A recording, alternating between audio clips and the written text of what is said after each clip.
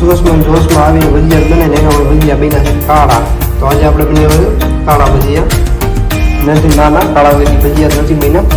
આ જો ડુંગળી ઉગાડેલી છે, આમાં આ બધો મસાલો છે અને આ ગરમ મસાલો છે. જો ગરમ મસાલાનું પ્રમાણ થોડુંક વધારે. સૌથી પહેલાં થોડુંક મીઠું નાખીએ અને જોઈએ કે ખારા ન થઈ જાય. એની પછી આપણે થોડીક ચટણી નાખીએ છીએ, થોડીક હળદર નાખીએ, થોડુંક ગરમ મસાલા જેવું કંઈક લાગે છે, મને ખબર નથી તમને.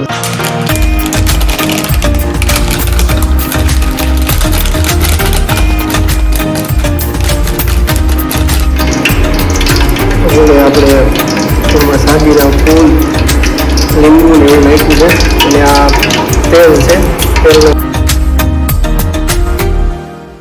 હાય guys, welcome back to my YouTube channel Umesh vlog. તો મારું નામ સાગઠિયા ઉમેશ છે અને હું અમરેલીમાં એક ભાડાના મકાનમાં રહું છું. તો આજે રવિવાર છે અને બપોર પછીનો ટાઈમ છે, લગભગ 5-5:30 જેવું થયું છે. આપણે આજે ટિફિન તો માંગ્યું હતું, જોકે આજ જમવાનું બનાવવાની કાંઈ ઈચ્છા નથી, એટલે આજે આપણે બહારથી ટિફિન માંગવી અને જમ્યું હતું. તો અત્યારે થોડીક ભૂખ લાગી છે, તો અત્યારે મારે ભજીયા થોડાક બનાવવા છે. જોકે ભજીયા તમે બધાએ ખાધા જ છે, પણ આ ભજીયા ડુંગળીના છે. તો હવે આપણે આ ડુંગળી છે એ ડુંગળી સુધારી લીધી છે ધોઈને. તો હજી એકવાર આપણે પછી ડુંગળીને ધોઈ નાખીએ. આ સાદું પાણી છે, એમાં આપણે ડુંગળી નાખી અને ડુંગળી મસ્ત એવી રીતના ધોઈ લઈએ છીએ, જેથી કે બેક્ટેરિયા હોય ડુંગળીમાં એ પાછા નીકળી જાય એમ. તો આવી રીતના ડુંગળીને ધોઈ લેવાની છે પહેલાં. અને આ છે આપણું વાસણ, એની અંદર આપણે ભજીયા બનાવવાના છે.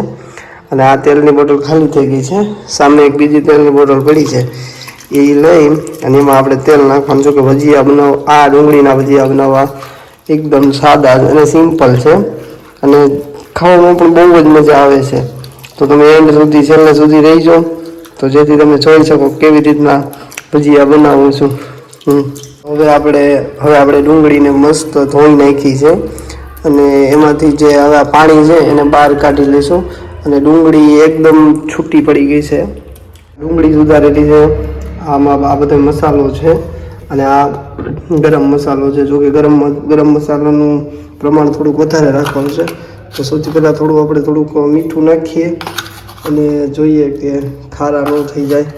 એની પછી આપણે થોડીક ચટણી નાખીએ છીએ, થોડીક હળદર નાખીએ, થોડુંક ગરમ મસાલા જેવું કંઈક લાગે છે, મને ખબર નથી, કારણ કે બધા મસાલા મિક્સ થઈ ગયા છે એટલા માટે.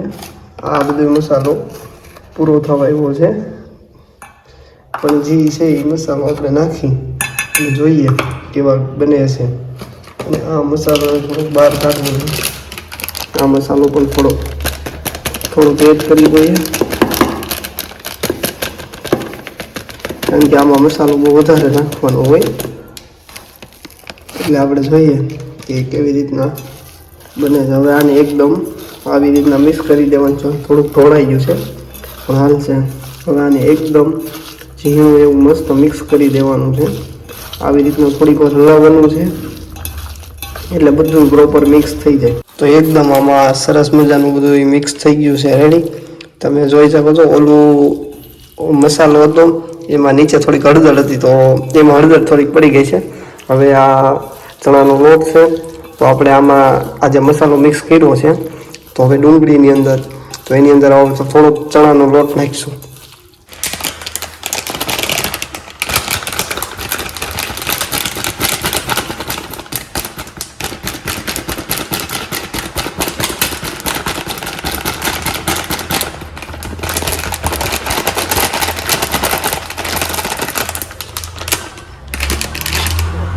જેમ જેમ જરૂર પડે એમ આપણે ચણાનો લોટ નાખ. તો હવે તમે જોઈ લેજો.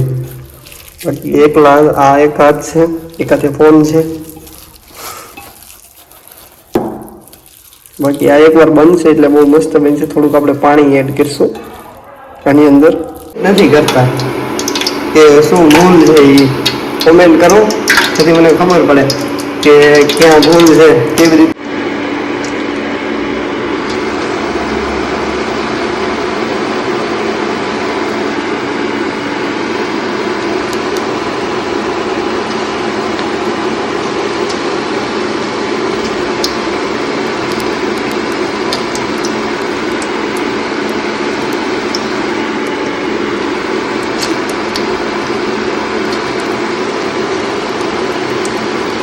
આ જો ભજીયા, આ ભજીયા છે. આ પેલો ઘાણો આપણાથી બગડી ગયો છે અને આ પછી ફાઇનલ ભજીયા છે અને આ થોડાક બને છે અને હવે થોડાક બાકી છે. પેલું ઘાણું તો જો આમ મને ખબર નથી કે આટલા બધું તેલ ગરમ થઈ જાય, ખાવું પડી ગયા તો એ તો ખવાય એમ જ નથી. આ બીજો ઘણું ચાખ્યા બહુ મસ્ત છે, એટલે આપણાથી ખવાય એવા છે, નાખી દીધા જેવા નથી બન્યા, ખવાય એવા બન્યા છે. આપણે થોડાક ખાવા અને મહેનત વધારે.